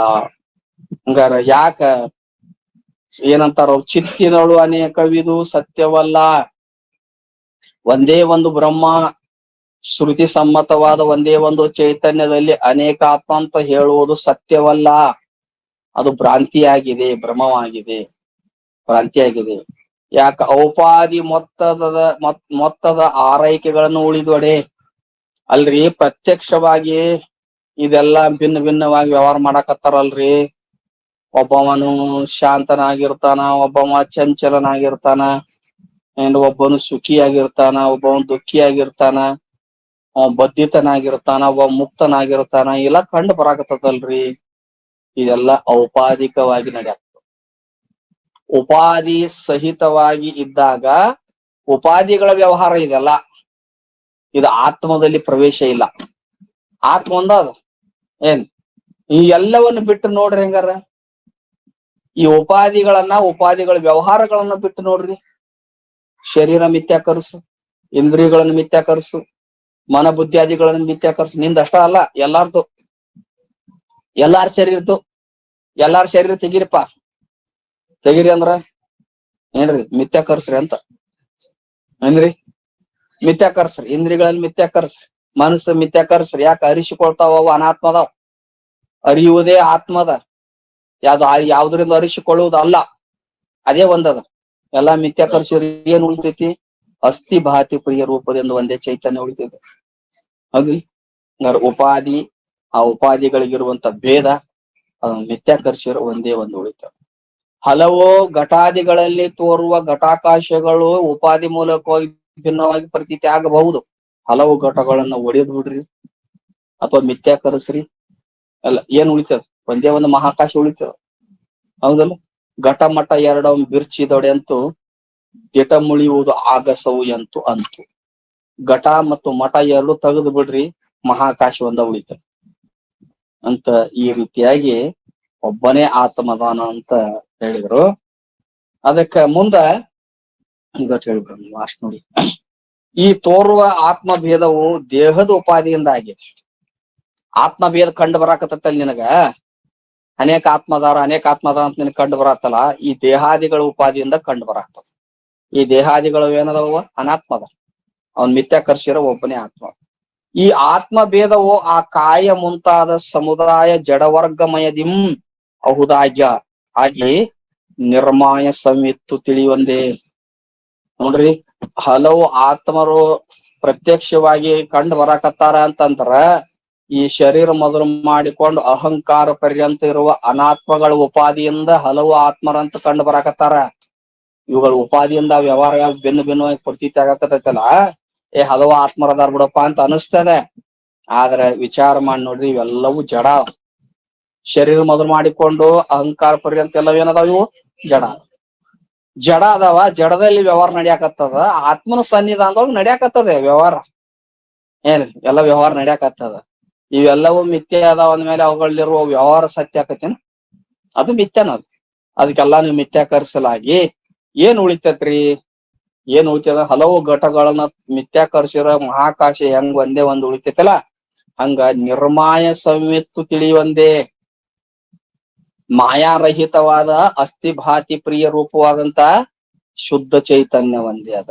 ಎಲ್ಲಾ ಕಡೆಗನು ಒಂದೇ ಅದ, ಅದೇ ಸತ್ಯವಾದದ್ದು ಅಂತ ಹೇಳ್ತಾರ. ಮುಂದ ಇನ್ನ ಘಟಪಟಾದಿಗಳಲ್ಲೇನ ಭೇದ ಹೇಳಾಕ್ ಬರೋದಲ್ಲ, ಇನ್ನು ಚೇತನದಲ್ಲಿ ಏನ್ ಭೇದ ಹೇಳ್ತಿ ಅಂತ ಮುಂದಿನ ಸೂತ್ರ ಪ್ರಾರಂಭ ಮಾಡ್ತಾರ. ಅದು ಸ್ವಲ್ಪ ಬಿಗಿ ಅದ. ಏನ್ ಅದು ಆ ವಿಷಯವನ್ನ ನಾಳೆ ನೋಡೋಣ ಅಂತ ಇವತ್ತಿನ ವಿಷಯವನ್ನು ಗುರುಪಾಡುತ್ತೆ.